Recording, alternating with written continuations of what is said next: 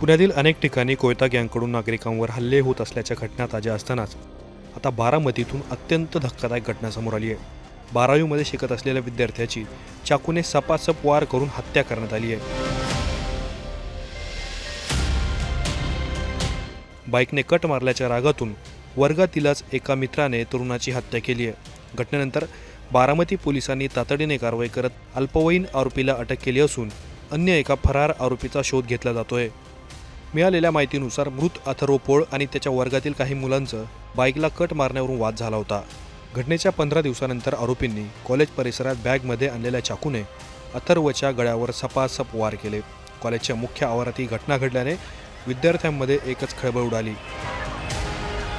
हल्ल्यात जखमी झालेल्या अथर्वला उपचारासाठी रुग्णालयात दाखल करण्यात आलं, परंतु त्यापूर्वीच त्याचा मृत्यू झालेला होता.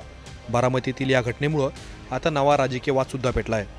राष्ट्रवादी शरद पवार गटाच्या खासदार सुप्रिया सुळे यांनी या प्रकरणावरून गृहमंत्री देवेंद्र फडणवीस यांना धारेवर धरल्याचं पाहायला मिळालं.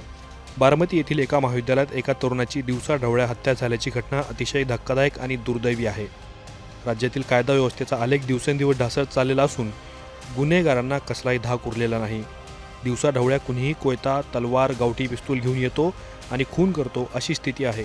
गृहमंत्री महोदयांच्या अपयशामुळं महाराष्ट्रात सुरू झालेलं हे गुंडाराज राज्याला अनेक वर्ष मागे घेऊन गेलं अशी वस्तुस्थिती आहे, असं सुप्रिया सुळे यांनी म्हटलेलं आहे. दरम्यान आता या प्रकरणात काय कारवाई झाली याबाबत सुद्धा बारामती पोलिसांनी खुलासा केला आहे. तकरीबन 11:30 बजे इस कॉलेज के प्रांगण में दो अल्पवयीन जो बच्चे हैं, ये एक ही क्लास में पढ़ते हैं, 12th क्लास में. उन्होंने एक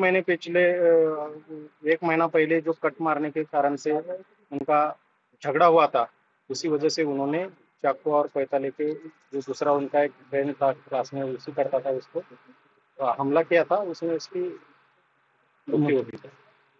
कितने आरोपी? एक 2 विधि संघर्ष बालक है इसमें, एक को कब्जे में लिया है, दूसरे को लेना बाकी है.